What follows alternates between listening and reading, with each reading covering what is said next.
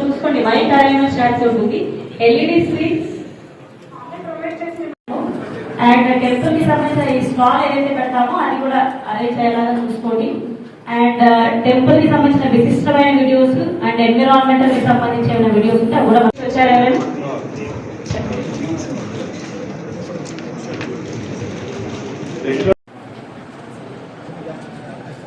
మీకు పైన అది కన్వీనియంట్ ఉంటుందో అది ఇంకా కన్వీనియంట్ ఉంటుంది. ఇక్కడే బిఎస్ఎన్ఎల్ నుంచి వచ్చారు కదా, చెప్పండి.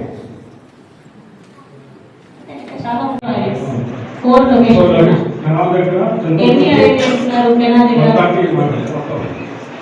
ఎక్కడెక్కడ ప్లేస్ చేస్తున్నారు? ఎన్ని ప్లేస్ చేస్తున్నారు? 40 ఓకే, కెనాల్ దగ్గర 30, నసర బస్ స్టాప్ 30, చెరుకుపేట బస్ స్టాప్ 30, మొత్తం 130 జరుగుతున్నట్టే ఈ ఇయర్ కూడా ఒక కోఆర్డినేషన్ మీటింగ్ పెట్టుకోవాల్సిందిగా కలెక్టర్ గారు ఆదేశించి ఉన్నారు. అండ్ ఇదే కోఆర్డినేషన్ మీటింగ్ కి ఎమ్మెల్యే గారు రావడం చాలా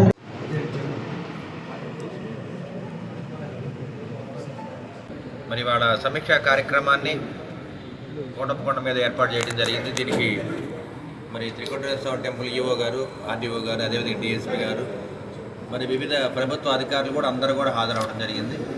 ముఖ్యంగా మీడియా సోదరులందరూ కూడా దీనికి హాజరై దీన్ని విజయవంతం చేయడం జరిగింది. రాబోయే కాలంలో మరి ఏదైతే శివరాత్రి రోజు ఆ పండుగకి దాదాపు 10 నుంచి 15 లక్షల మంది ప్రజలు భక్తులు హాజరవుతారు.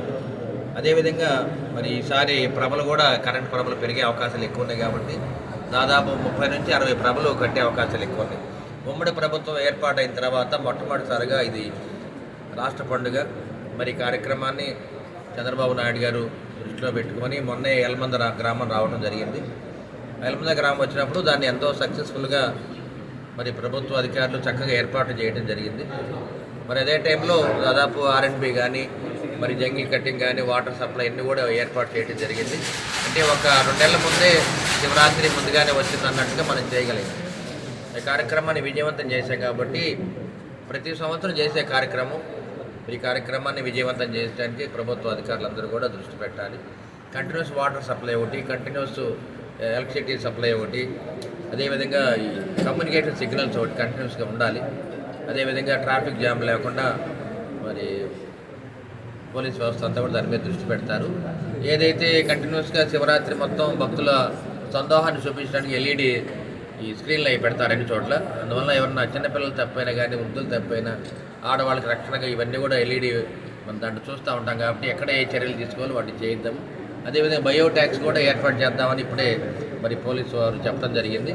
ఆ బయోట్యాక్స్ చిన్నపిల్లలకి మనం ట్యాగ్ వేస్తాం అనమాట. వాళ్ళు ఎక్కడ తప్పైనా దాన్ని ఐడెంటిఫై చేయొచ్చు.